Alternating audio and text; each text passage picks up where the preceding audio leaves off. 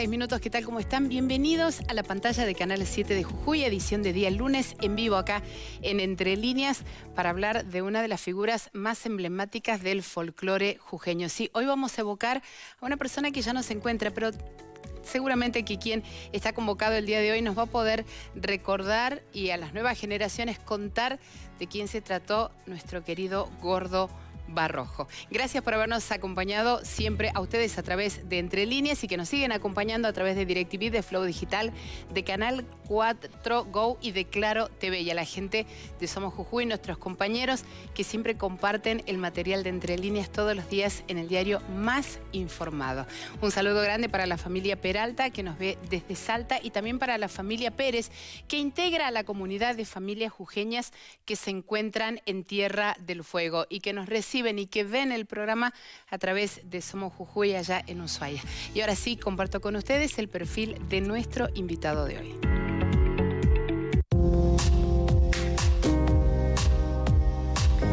Está con nosotros Diego Barrojo. Él es licenciado en Administración de Empresas, es jujeño, es capitalino, es hijo de Víctor el Gordo Barrojo. Estudió en la Escuela Normal Juan Ignacio Gorriti y el Colegio número 1 Teodoro Sánchez de Bustamante. Se recibió de licenciado en Administración de Empresas en la Universidad Nacional de Córdoba. Además es embajador de la Fundación Educación Emocional y fue parte del proyecto de ley de educación emocional. Actualmente trabaja como director de discapacidad del Centro de Capacitación Laboral y Centro de Día Ocupacional de APACE, Asociación de Protección al Paralítico Cerebral.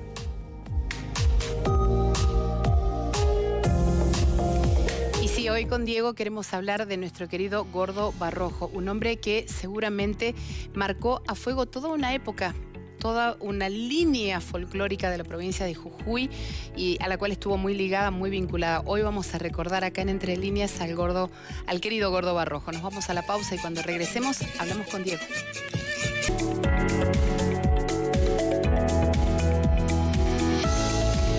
Tarde con 11 minutos y hoy recibimos acá en el living de Entre Líneas a Diego Barrojo. Gracias por venir hoy, Dieguito. Gracias, Claudia, por la invitación y poder hablar un poco de lo que fue mi papá. Tu papá, qué persona emblemática, qué característico del folclore y de una época del folclore aquí en Jujuy. Sí, fue creo que él y primero con la primer parte que desarrolló con Luis Paredes cuando hicieron los juguitos y fueron a competir ya en la secundaria y se desarrollaban mucho las competencias folclóricas, incentivando a que se haga música, se cree cultura desde los distintos colegios y después tuvo la oportunidad de conocer en un encuentro a los changos del Guayco que ya estaban formados y necesitaban una voz. Así que empezó a integrar los changos del Guayco junto con varios de los personajes que pudo disfrutar distintos escenarios. Claro, o sea, no todo el mundo conoce toda la historia de tu papá, ¿no? Entonces él arranca con... Él arranca muy joven, después estuvo desde joven empezó a hacer desarrollo en la música, cuando ganan un concurso en el Colegio Nacional, número 1, le pagan una beca para empezar a estudiar canto, empezó a vocalizar y a ser más específico con lo que era su canto y acomodar su voz, y después estuvo en la banda En Beat, y cuando pudo conocer empezó a explotar mucho lo que fue la música en sí, cuando ingresa a los changos del Guayco, una creación del conjunto que era de José Rojas. O sea, ya es otro nivel, ¿no? Ya es otro nivel y ahí ya empiezan a estar en los distintos escenarios, no solamente competitivos, sino en los distintos escenarios de la provincia de Jujuy. Y después ya con un nombre propio. El Gordo Barrojo. Claro, tuvo todo un tránsito, contaban todo lo que fue Cosquín, cuando fue Sin Apoyo, fueron 5 músicos con el grupo de los changos del Guayco, no tenían dónde dormir, dormían debajo de la mesa, hacían música para estar todos esos días de Cosquín, tanto en la peatonal como en la plaza central. Juntaban plata para poder subsistir, sí.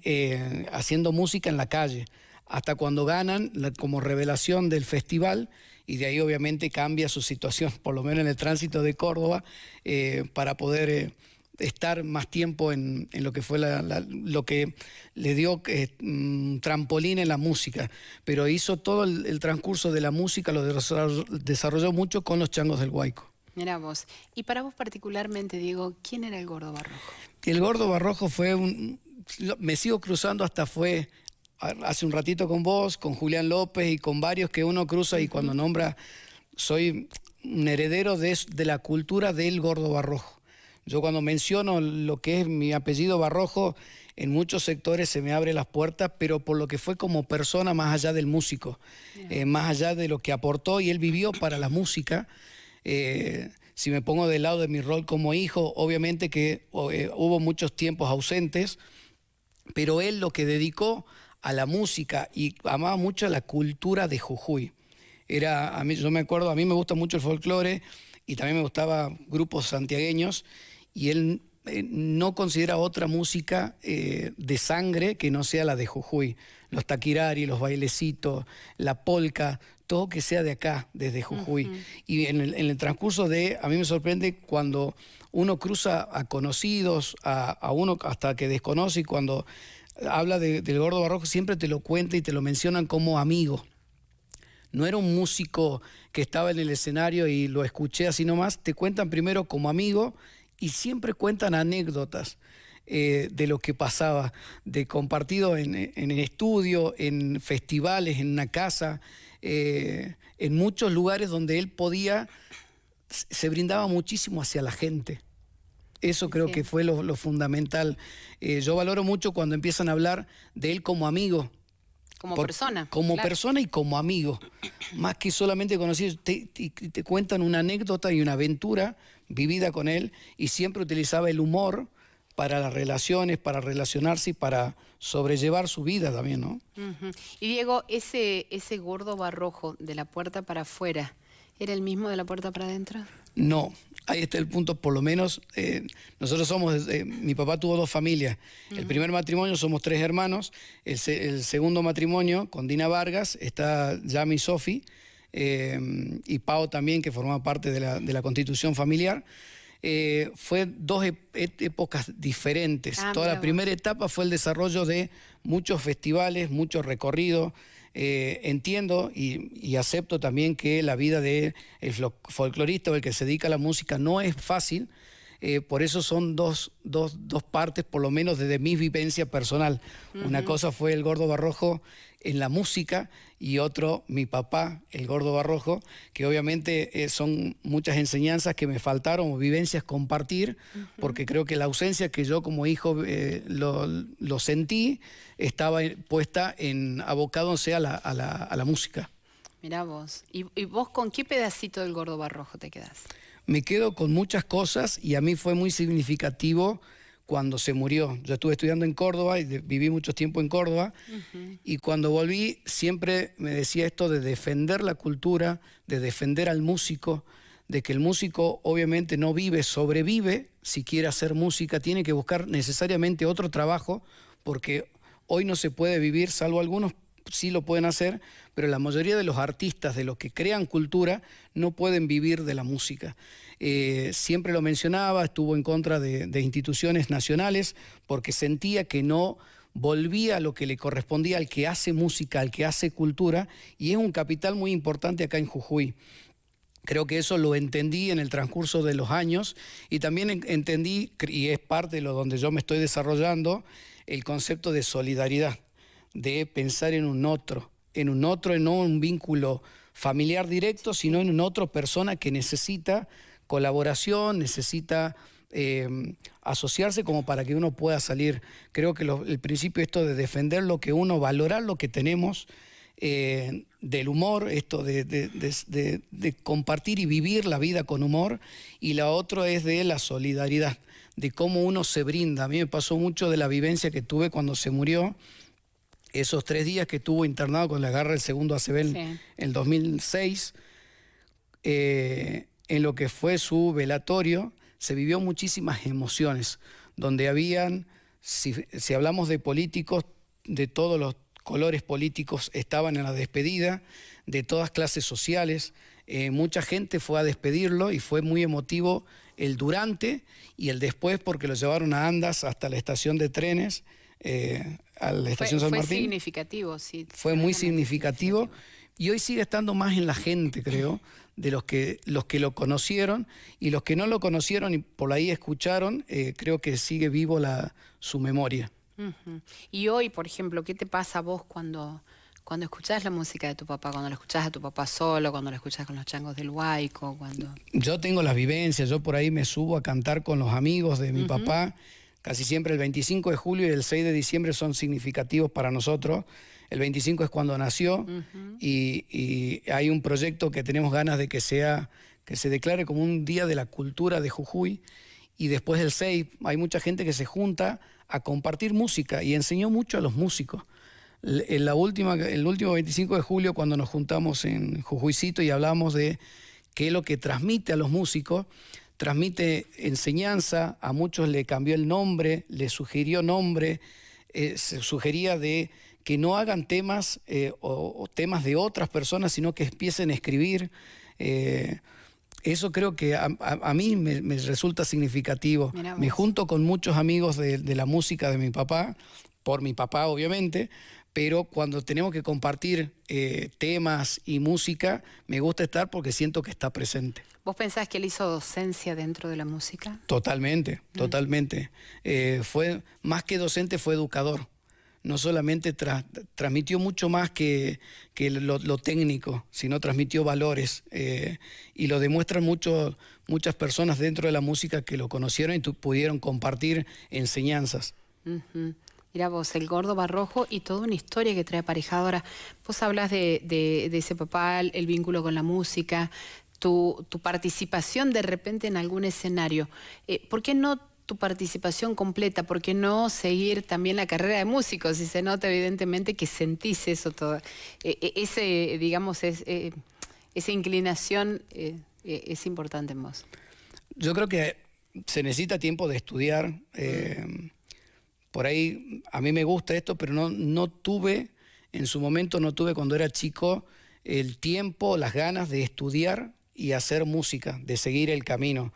Sí me junto, participo, realicé peñas también, en Córdoba también fue, es la capital del folclore porque hay mucha confluencia de distintos músicos de todo el país, pero mi rol creo que tengo que seguir la línea que defendía mi papá, esto es por los otros músicos, los músicos que hoy necesitan tener un espacio o una vidriera más que puedan tener sus ingresos con lo que corresponden, que puedan vivir de la música, vivir de lo que le gusta hacer. Y es un capital importante en Jujuy, por lo menos, que se puede vender en otras provincias, esto de contagiar lo que es la cultura de Jujuy.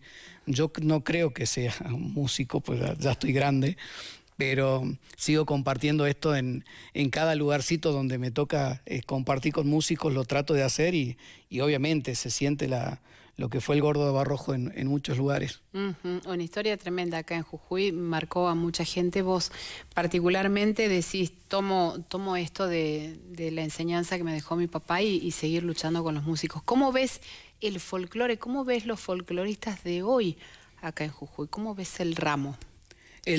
Yo siento que se necesitan espacios de creación de músicos. Antes estaba la Yuli, donde los músicos iban a compartir y empezaban a creaban música. Creo que faltan más lugares de peñas, más lugares de creación. Yo escuchaba esto cuando me contaba que habían competencias de folclore antes y se incentivaba a crear música, a crear o a compartir escenarios.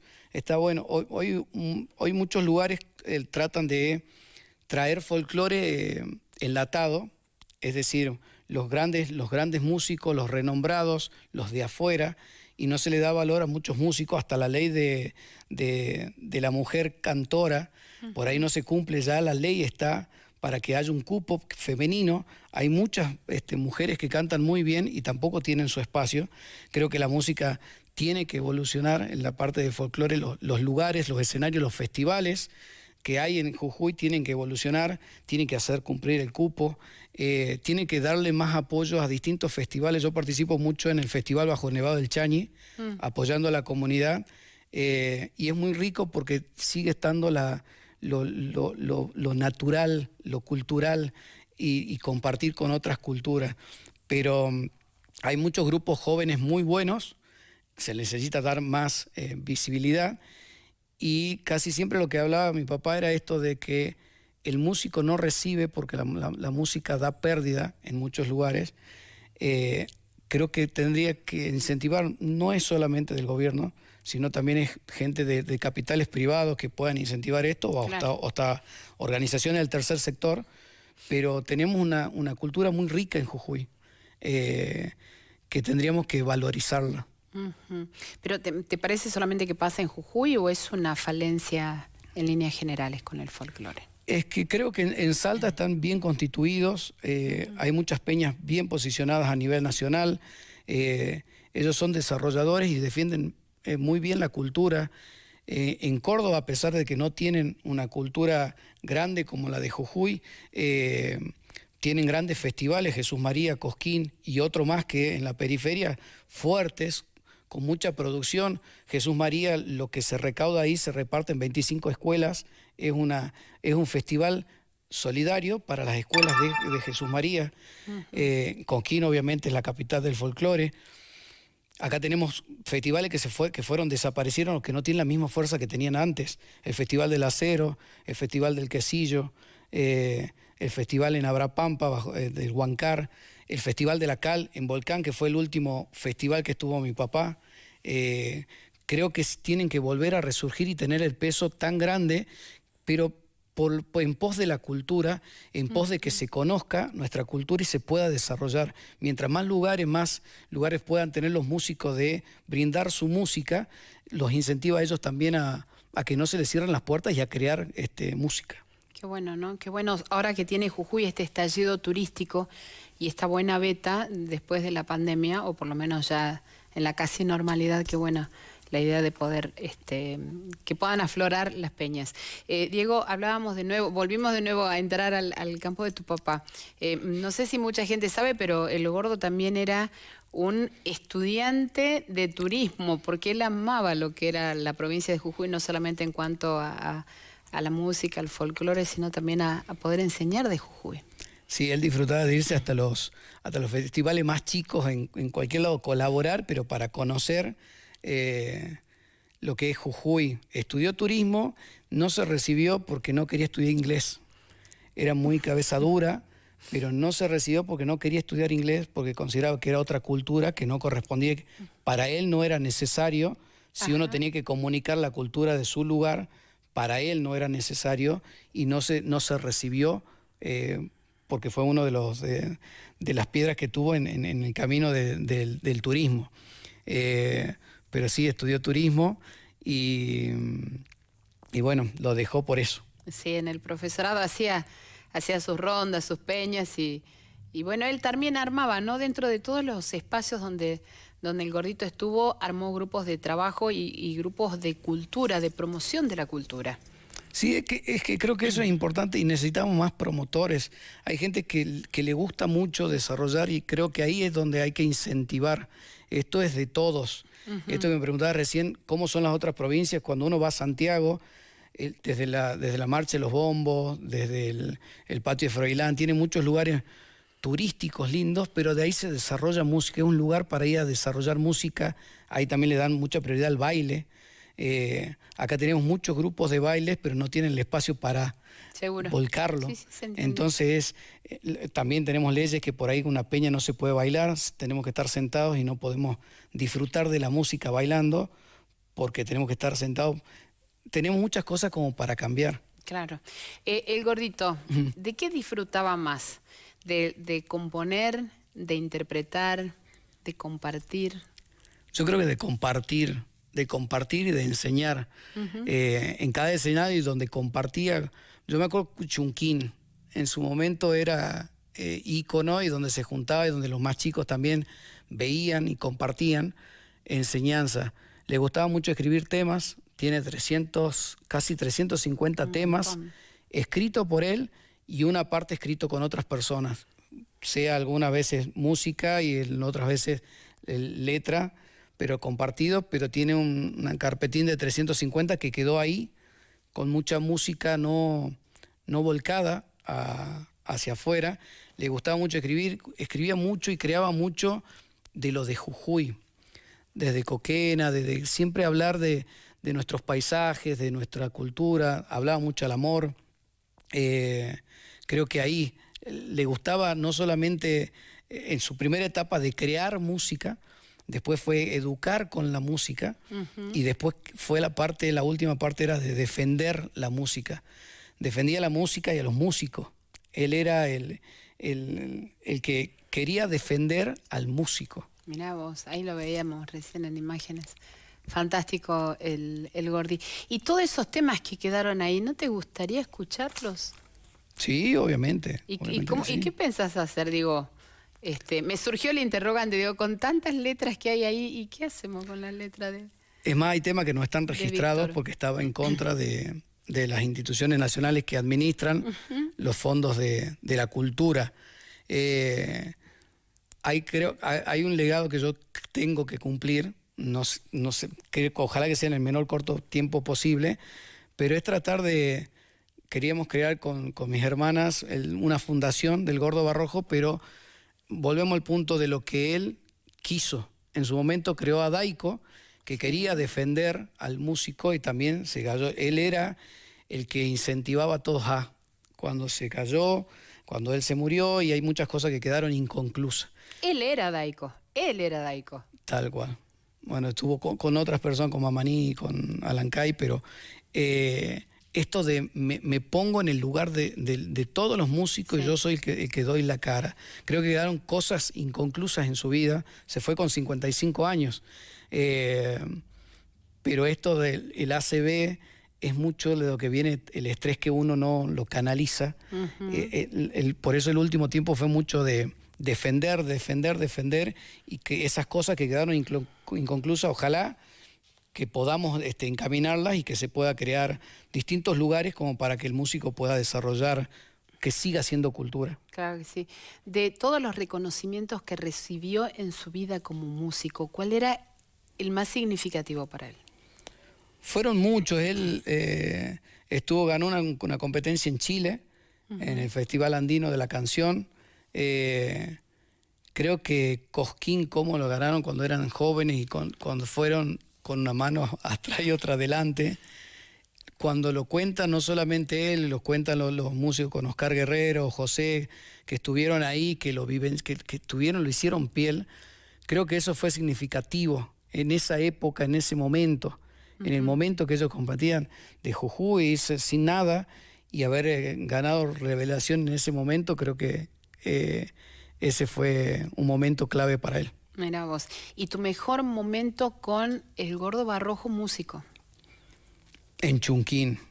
¿En La Peña? En Chunquín y en los hermanos Caballero, en La Peña Hermanos Caballero. A mí me gustaba disfrutar, me acuerdo que subí 2 o 3 veces, pero nada, era estar ahí. Pero me gustaba acompañar, yo lo acompañaba mucho en los festivales.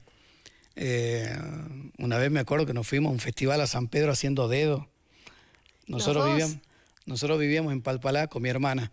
Vivíamos en Palpalá, mi mamá casi lo mata, pero el tema era, quería ir a San Pedro a un festival a beneficio de una iglesia, y nos fuimos a dedo de acá hasta San Pedro. Pues salir a Palpalá, hizo dedo, cruce la 34, hizo dedo, pararon y llegamos a dedo a San Pedro, pero nada, creo que menos que un cole.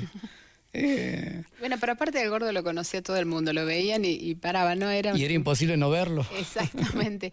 ¿Y tu mejor recuerdo con el Gordito Barrojo, papá? Cuando me enseñó a andar en bicicleta. Me compré una bicicleta de carrera, yo no sabía andar, la trajimos en colectivo, a Palpalá, y él me empezó a acompañar, decía, vamos, dale, yo confío en vos, confío en vos. Y decía, no me soltés, y cuando en el momento ya me había soltado. Fue el momento de hasta el enseñar a andar en bicicleta. no tuve tantos recuerdos lindos, pero creo que enseñarme a andar en bicicleta, ese momento fue significativo para mí, acompañarme a elegir la que quería y a empezar a andar ahí, en nada, cuando la compramos. Mirá qué lindo, ¿no? No tanto tiempo, pero sí mucha calidad en el tiempo compartido. Sí, yo creo que sí, obviamente. Me preguntás ahora, creo que faltó mucho tiempo de calidad. Uno también analizando esto creo que por lo menos en mi caso faltó mucho como papá. Entiendo la otra parte, lo supo entender y aceptar, y fue el día cuando él se murió y el día del velatorio, entendí muchas cosas que no lo supe entender con anterioridad. Los valores de la vida me lo enseñó sin estar. Ese momento de esos 2 días, cuando pasó el velatorio, fue significativo. Entendí qué hizo por la música, entendí lo que te decían los demás, entendí lo que era la solidaridad, entendí cuando hasta no importa la clase social, sino ser buena persona. No importa cuánto uno tenga, sino cuánto uno da.